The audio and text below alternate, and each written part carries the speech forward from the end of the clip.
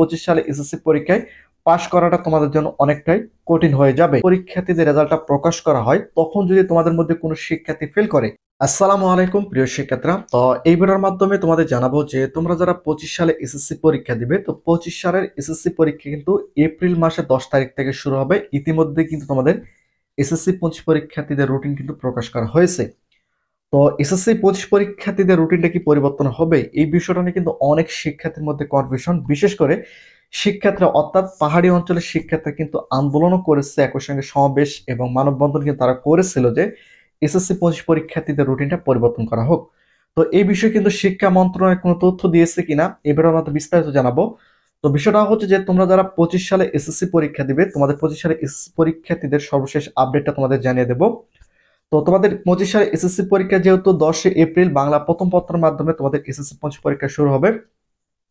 তো 25 সালের এসএসসি পরীক্ষার্থীদের রুটিনে কিন্তু তোমাদের জন্য 14টি নির্দেশনা রয়েছে। সেই নির্দেশনার মধ্যে একটা গুরুত্বপূর্ণ নির্দেশনা হচ্ছে যে, যেটা কিন্তু অনেক শিক্ষার্থী পড়ে না বা মাথায় রাখে না, সেটা হচ্ছে যে যখন তোমাদের এসএসসি 25 পরীক্ষার্থীদের রেজাল্টটা প্রকাশ করা হয় তখন যদি তোমাদের মধ্যে কোনো শিক্ষার্থী ফেল করে, তাহলে এসএসসি রেজাল্ট প্রকাশের পর থেকে 7টা দিন কিন্তু সময় থাকে। ওই 7টা দিনের মধ্যে তোমরা আবার চাইলে বোর্ড চেঞ্জ করতে পারো। বোর্ড চেঞ্জ করলে যে তোমার রেজাল্ট পরিবর্তন হওয়ার সুযোগ কিন্তু এখানে থাকে। এটা কিন্তু তোমাদের এসএসসি 25 পরীক্ষার্থীদের রুটিনের 14 নম্বর নির্দেশনায় কিন্তু এটা উল্লেখ করা হয়েছে। তো মেন বিষয়টা হচ্ছে যে 25 সালের এসএসসি পরীক্ষা অন্যান্য সালের পরীক্ষার তুলনায় কেমন হবে, এটা ইতিমধ্যে তোমরা হয়তো আন্দাজ করতে পেরেছো, বা কেমন হতে পারে সেটা কিন্তু অবশ্যই তোমরা বুঝতে পেরেছো। কারণ তোমরা জানো যে সরকার পরিবর্তন হয়েছে, সরকার পরিবর্তন হলে শিক্ষার কাঠামোটাও কিন্তু অনেকটাই পরিবর্তন হয়ে যায়। তো বিষয়টা হচ্ছে যে তোমরা যারা 25 সালে এসএসসি পরীক্ষা দিবে, অবশ্যই তোমাদের ভালো একটা প্রিপারেশন রাখতে হবে। যদি তোমরা ভালো প্রিপারেশন না রাখো, সেক্ষেত্রে কিন্তু 25 সালে এসএসসি পরীক্ষায় পাশ করাটা তোমাদের জন্য অনেকটাই কঠিন হয়ে যাবে। কারণ বিষয়টা হচ্ছে যে প্রশ্নপত্রের মধ্যে কিন্তু অনেকটাই পরিবর্তন আসবে, এবং পরীক্ষার যে গার্ড স্যাররা রয়েছে তাদের মধ্যে কিন্তু অনেকটাই পরিবর্তন আসবে, এবং তোমাদের লেখার পরিবর্তন আসবে, এবং তোমাদের প্রশ্নপত্রের পরিবর্তন আসবে। বিশেষ করে যদি তোমাদের প্রশ্নপত্রের পরিবর্তন আসে, সেক্ষেত্রে কিন্তু তোমাদের পরীক্ষার খাতায় লেখাটা কিন্তু অনেকটাই কঠিন হয়ে যাবে। তো মেন প্রশ্ন হচ্ছে যে তোমাদের এসএসসি 25 পরীক্ষার্থীদের প্রশ্নপত্র সহজ হবে নাকি কঠিন হবে, এটা নিয়ে কিন্তু অনেকেই আমাদের কাছে প্রশ্ন করেছে, অনেকেই জানতে চেয়েছে। তো তোমাদের এসএসসি 25 পরীক্ষার্থীদের প্রশ্নপত্র যেমনই হোক, যদি তোমাদের প্রিপারেশন ভালো থাকে, তাহলে তোমরা এসএসসি 25 পরীক্ষায় ভালো একটা রেজাল্ট করতে পারবে।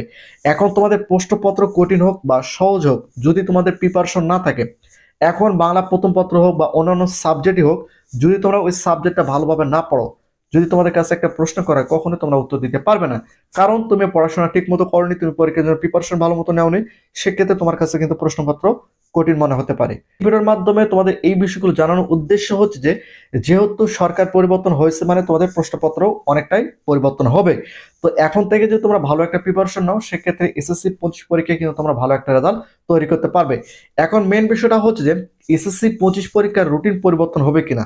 তো এটা তোমাদের পরিষ্কার করে দেয় যে তোমাদের এসএসসি 25 পরীক্ষার রুটিন পরিবর্তন হওয়ার চান্স কিন্তু খুবই কম, খুবই কম, খুবই কম। এমনিতেই এসএসসি পরীক্ষা কিন্তু অনেকটাই পিছিয়ে হচ্ছে। ফেব্রুয়ারিতে কিন্তু এসএসসি পরীক্ষা অনুষ্ঠিত হয়, যেহেতু মার্চ থেকে রমজান মাস শুরু হচ্ছে, সেক্ষেত্রে কিন্তু তোমাদের এসএসসি 25 পরীক্ষাটা পিছানো হয়েছে।